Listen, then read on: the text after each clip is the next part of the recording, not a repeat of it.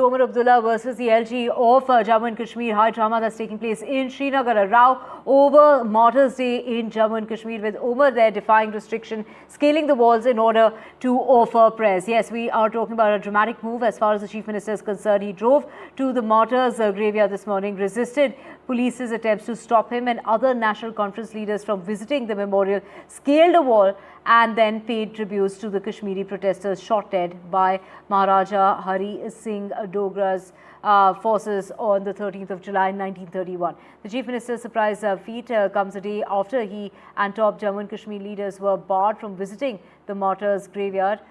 This is to mark the anniversary of the killings that took place on the 13th of July. Now, the graveyard is attached to the shrine. This is, in fact, something that Omar Abdullah has gone ahead and done. But let's just listen in to what he really had to say.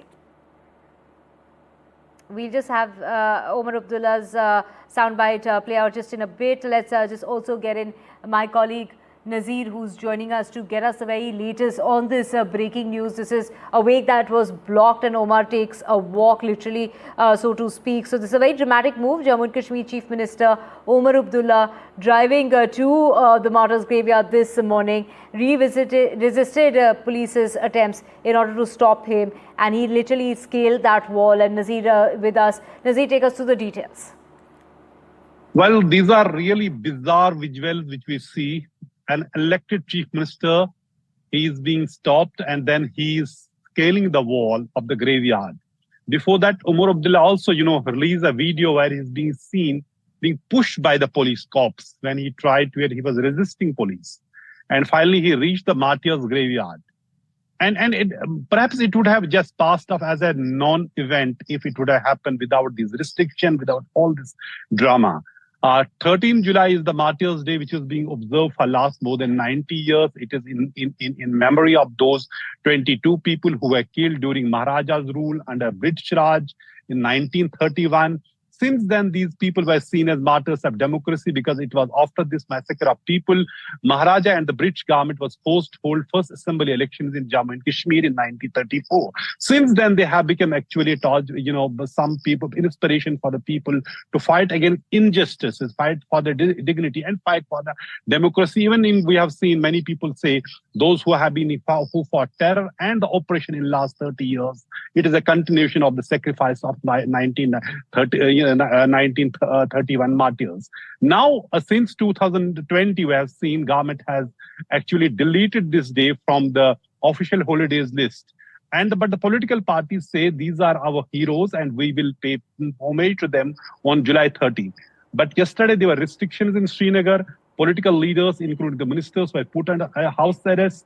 Chief Minister was in Delhi. Once he reached Srinagar in the evening at around 5, he was escorted to his home where he said he was put on house arrest, but he called as tyranny of unelected. Then he said it is the elected government which has been locked up by the unelected government in Jammu and Kashmir. And today, again, Omar Abdullah, along with his ministers, including Deputy Chief Minister Surinder Kumar, Farooq Abdullah, former Chief Minister, and Omar Abdullah's father, they all went to Mazar-e-Shuhada to pay homage, to offer Fatiha Diya. But Omar Abdullah says the police tried to stop them, and then he released those videos where he is being pushed by police in an attempt to prevent him from proceeding towards the Martyrs Graveyard. But clearly, he resisted that and he reached Martyrs Graveyard where they offered the Fatiha. Such a bizarre thing has never happened. But the bigger consequences of this would be the credibility of the election and democratic process in Jammu and Kashmir. That has taken hit. Just less than a year ago, people here in large numbers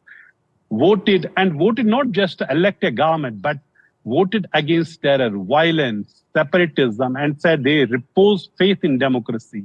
And that faith has taken a hit perhaps because of this. Because people were seeing representatives of the people, elected people actually rule the place, not anyone else.